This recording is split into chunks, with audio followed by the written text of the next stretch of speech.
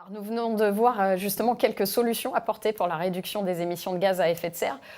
Charlie en a trouvé d'autres, quelques-unes un peu plus atypiques, hein, les tiennes. Tu peux nous en parler? Absolument, ce sont les miennes. J'ai fait des sérieuses recherches et ce que j'ai à vous proposer ce matin, ce sont des solutions qui ne manquent pas d'air. Ça tombe bien puisqu'on est dans les gaz à effet de serre. Alors c'est pas un top 50, c'est à peu près la même musique, c'est un top 3 que je vous propose. Le top 3 des solutions les plus farfelues pour réduire les émissions de gaz à effet de serre. Et alors dans ton top 3, la première solution, ça va nous faire grimper aux arbres, c'est bien ça? Ça va vous faire grimper aux arbres, ou plutôt ça va vous brancher puisqu'il s'agit d'arbres spécialement conçus, d'arbres artificiels, hein, spécialement conçus pour reproduire le processus de photosynthèse des plantes. Alors ce que vous voyez apparaître à l'écran, c'est ici, c'est encore au stade de prototype, mais en fait le mécanisme il est assez simple. À travers un filtre qui remplace les feuilles, eh bien les arbres artificiels captent le dioxyde de carbone et elles le stockent, et pour finir, pourquoi pas, on peut transformer ce dioxyde de carbone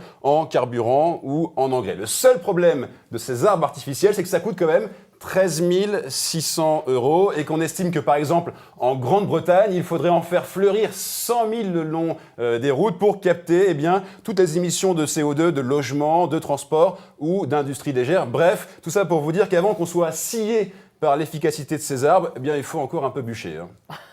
Vous avez vu à quel point il est à fond dedans. Je suis à fond dedans, Donc, Absolument, mais il y a d'autres solutions. Oui, la deuxième solution pour réduire donc, les gaz à effet de serre, apparemment, il ne faut pas en perdre une goutte. Ouais, joli lancement.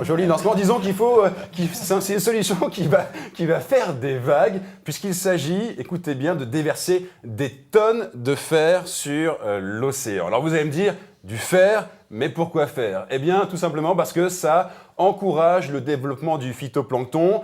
Et le phytoplancton, vous le savez, encore une fois, grâce au processus de photosynthèse, il capte le dioxyde de carbone pour le transformer en oxygène au contact de la lumière. Plus il y a de phytoplancton, plus il y a d'oxygène, moins il y a de dioxyde de carbone. Gros hic de cette solution, c'est que c'est complètement, formellement, absolument interdit par l'Organisation maritime internationale, parce que ça pourrait forcément endommager les océans et notamment la chaîne alimentaire marine. Tout ça pour vous dire que c'est pas demain la veille que l'océan aura un moral d'acier.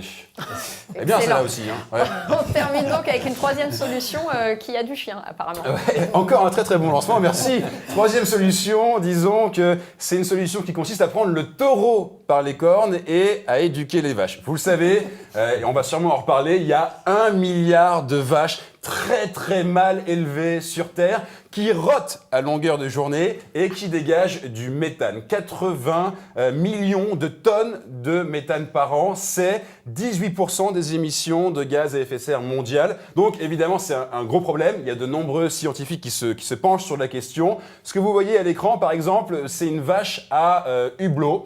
Alors ça permet d'aller voir à l'intérieur de l'estomac pour comprendre pourquoi les vaches rotent tant. Mais il existe d'autres solutions. Il existe des vaches à Wi-Fi avec des ordinateurs intégrés. Bref, tout ça pour dire qu'on est arrivé à une seule solution, une seule proposition. C'est tout simplement changer le régime alimentaire des vaches en leur donnant du lin ou alors du tournesol à brouter. C'est un peu vache, mais ça risque de faire un effet bœuf. Merci beaucoup, Charlie. Merci.